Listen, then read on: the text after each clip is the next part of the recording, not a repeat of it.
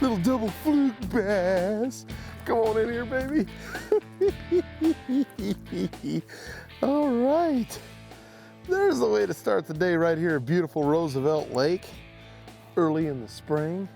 Parallel in the bank. Not a big bass, but little mill bass that moved up, obviously. You know, we're here in the early spring. Fish haven't quite moved up yet. It's a lot of fun. There's going to be some fish that have moved up for sure. The water temperature's at that 58 to 60 degree mark. Had a cold front blow through. That'll slow things down a bit. When things get slow, a little bit slower, I'll tell you what, this little rig's a lot of fun to throw. It's a double fluke rig. And a lot of guys like to throw that. It's a zoom fluke, but what a lot of guys like to do is throw that single fluke or the single bass assassin. It's a soft jerk bait. But something that's a lot of fun to do is to get two in tandem together. Now you can use two hooks in Arizona, which is a lot of fun.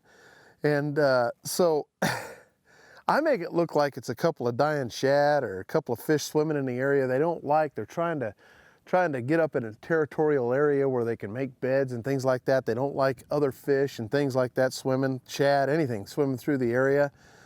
But just a real quick rundown. I'm throwing a 12-pound test line, okay? What I'm doing is hooking a single swivel up, and then I'm tying on 2 leaders. One's a little bit longer than the other, as you can see. Putting on 2 3/0 hooks, and then you put your fluke on there. Now, this bait's a lot of fun to throw, but you have to throw it a little bit slower to get the kind of bites that you need off of it. And after the cold front blowing through like it did, this makes it perfect for this rig. You know, I'm throwing it on a Taipan medium action rod. And what happens is when you throw it out there, you let it fall, the baits actually, when you twitch them, just like one time twitch them and then twitch them again, they have a tendency to want to zigzag like this. And boy, you talk about firing the bass up. A lot of times that really fires them up. Sometimes you can get 2 at a whack. And I can tell you right now, if you're fishing a lake like say Lake Pleasant that's got striper in it, a lot of times you'll catch 2 of them striper at a whack when you're doing this rig. But for bass itself, largemouth bass, smallmouth bass, this type of rig right here is a lot of fun to throw in the shallows. You can catch them and see what's moving up. And I'll tell you what, you'd be amazed at what you can catch off a rig like this. The leaders are actually 12-pound test leaders as well. Now, a lot of guys have asked me, can I throw 14? You sure can. You can throw anything you can cast with really good. I like to be able to get a long cast, so I'm throwing lighter line. If you throw the heavier line, you can get away with that. It's a fluorocarbon line I'm throwing because you want it to sink. But you want to move this bait a lot slower than you would normally move any of the other type of maybe soft plastics or something like that, because you want them to flare up and then die and act like they're dying. So we're going to try this rig out today, cover a little bit of water, see what we can't do here at Roosevelt Lake. The water's somewhat clear. We're on the main lake. It's where I like to start during the early spring and just see what's going on, because I can see, you know, if you go to both river ends, it's probably going to be kind of dirty. So you won't be able to see as far in the water. Now, a lot of guys up in that area will probably be catching like crankbait fish or some Senko bass. Senkos work great this time of year, but this is a fun little rig to throw. You can cover some water with it, and we'll go down the bank and see if we can't catch some fish on this. All right, let's get behind this bush. Most people would pass that up. Side behind. Got him. Got him. Behind the bush, just like I thought. Oh, there's another one following him too. Sometimes you gotta get behind the bush. A little bit better fish than that last one we just caught. Oh, I barely got him hooked. Come on. Oh, got him right in the lip. All right, come on. You're done. One more. All right. Time to get you in. Ah! See how you get them right there in the lip like that. There you go. They get a little bigger, but here's the deal. What makes these baits so fun to throw, we'll let him go. What makes these baits so fun to throw too is they're weedless. So when you're tossing and you're going up in front of you, there's a pocket behind this brush we just threw into, and that's where he came from. Always get behind there. You know, if you've got say a partner out there with you, tell them, you know, there's always water to fish. If the guy in the front keeps fishing forward as you go behind the bush and you don't catch nothing, you can throw behind it. And that's a lot of times, some of my good non-boater partners know that. And when you go by, you leave them that water and they can toss right back there and get them. And that's what we did with these. A lot of times you'll find that you have a lot of followers coming after you. When you catch a fish, you're reeling him in, you'll have another one following him. A lot of reasons why they're following him is they want to try to get that bait out of their mouth. They're all trying to get that bait out. So the extra one that's slacking up and it's tossing around like that down there, it gives the other bass a chance to say, hey, there's one for me too, and he grabs it. So sometimes you can get two. Oh, there's one. There's one. Come on. Easy does it there, son. You know, when you're using a spiral wrapped rod like we are here with taipan, boy, you really fight the fish and not the rod. It's a lot of fun. Yeah, there you go. Come here, buddy. All right, go ahead one more time. I don't want to get all soaked here. Come on. Another fluke bass. Never thought I'd be saying that, huh? Fluke bass. Look at that. Oh man, right off this point, great place for them to try to spawn. They're moving up shallow. Just throw it out there and start working down the bank. You know, I was talking about the spiral wrap on my rod, and what I meant by that was, if you take a good look at this fishing rod I've got here by Taipan, here's the top of the reel. Notice how the guides spiral all the way to the front where they actually have the tip is on the bottom, right there, look at that. The last guide's on the bottom of the rod. The purpose for that is, if you watch when I bend the rod here with the line, if you notice, none of the line is hitting the rod, none of it. It takes that line and actually lets you fight the fish direct without any part of the line hitting the blank of the rod.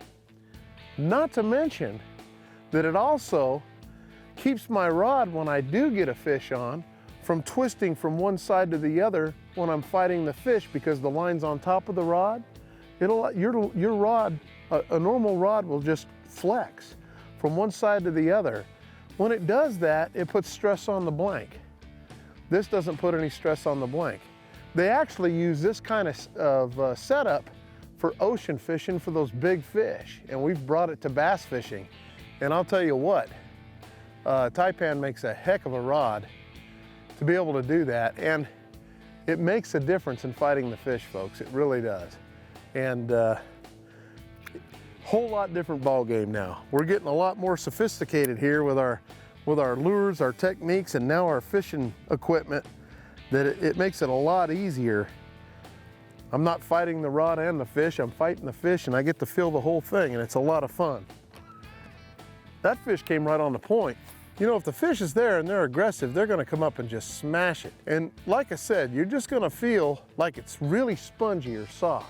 I love showing this thing in demo tanks because you can actually watch what's happening and the fish actually hitting it.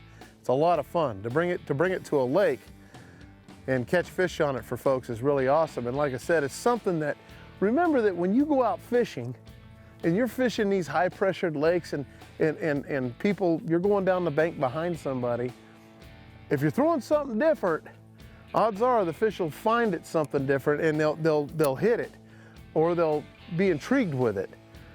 But if they see the same lure going down, say if we're all throwing spinner baits or we're all throwing, you know, the same baits going down there because we know what the bite is a little bit. Okay, let's just say it is a fluke bite or a bass assassin or a soft plastic jerkbait bite. To throw two of them on there, those fish that weren't too intrigued, probably gonna get a little bit more intrigued with seeing that. So it's just throwing something different, something that the fish aren't used to seeing, and a lot of times their curiosity gets the best of them.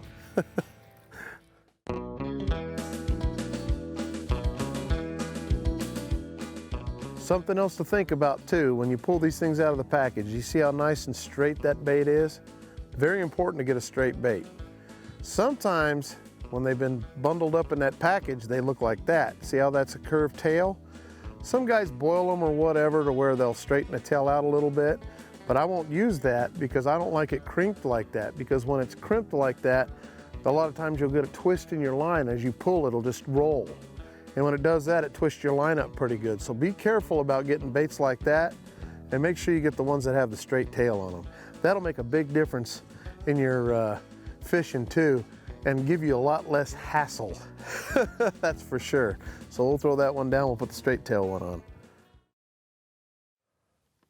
Okay, now it's in there.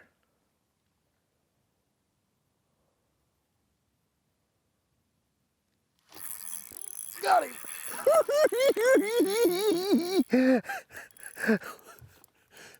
I got him on a very little hook. Oh, he's on the other side jumping.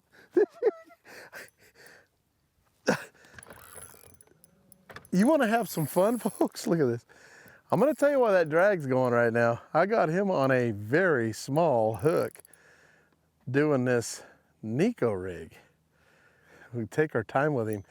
You know, when you are fighting even a 1.5 pound fish on the 6 pound with that little tiny hook, I hate to wail on him too much.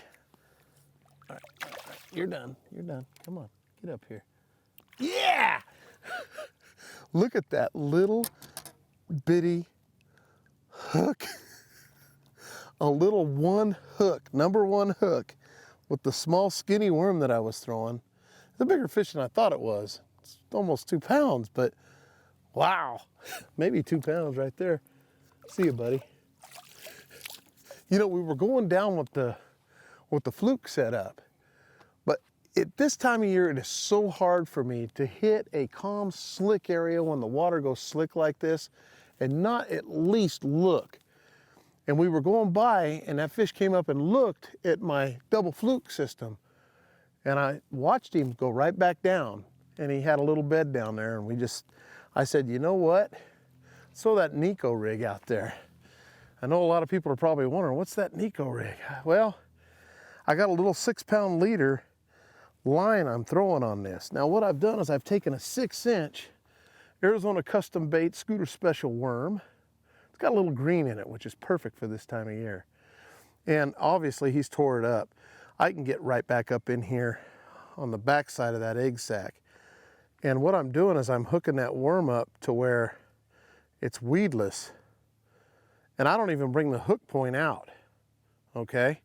But I've got a little tiny weight in there to where I can throw it out there and just let it free fall down right on top of the bed. And when they snatch it, you just kind of pull set the hook and get them.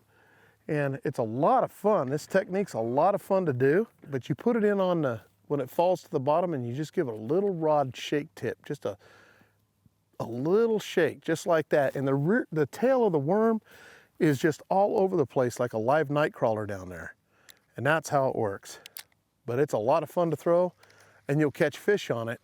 And like I said, I rig it up weedless like that because the plastic is so soft anyways. Once the fish gets it in its mouth, 9 times out of 10 you're catching them. But I also do it so I can get the worm to actually dance.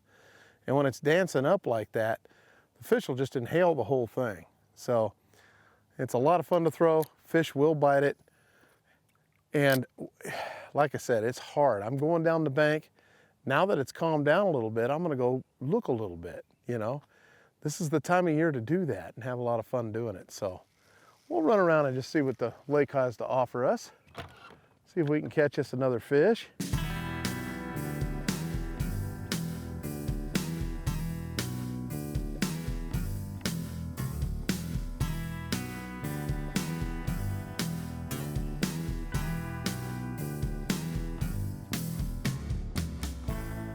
When that wind starts really kicking up, today we're getting 10 to 15 mile an hour winds, and we're trying to find some sheltered areas.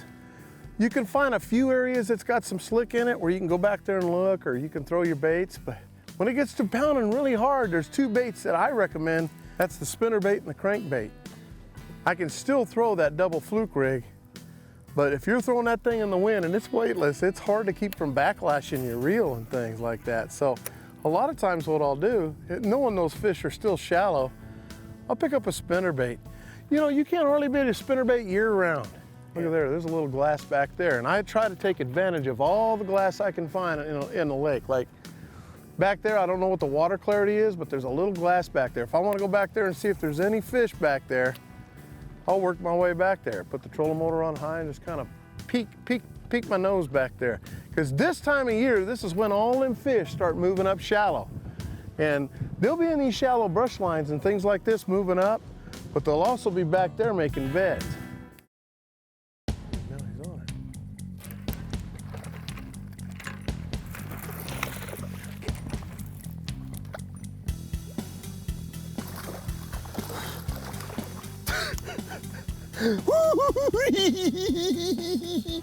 Got you on my little bug, didn't I?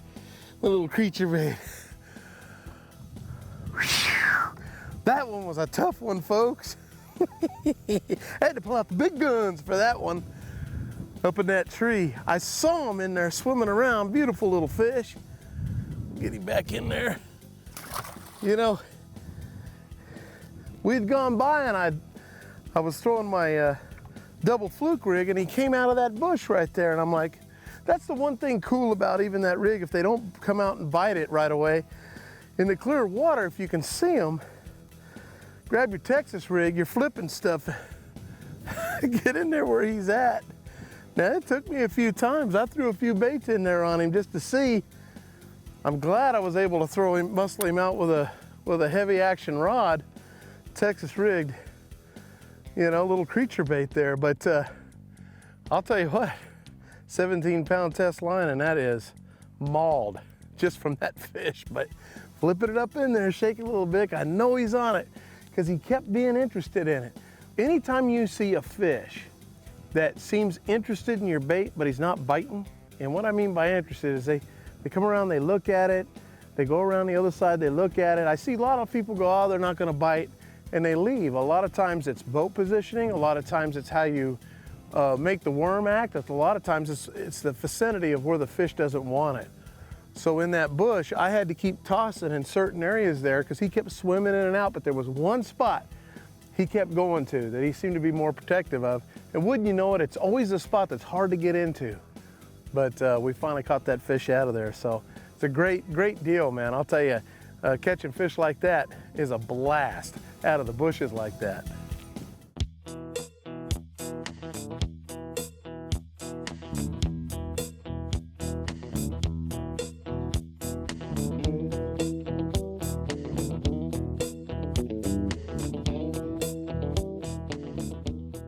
Beautiful Roosevelt Lake, early spring.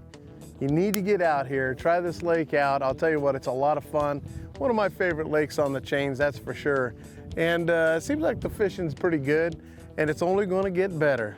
Trust me on that one, the big fish will really start moving up here soon. Thanks for joining us on the show. We'll catch you next week. I'm Johnny Johnson. Now, see, that's what I'm talking about, folks.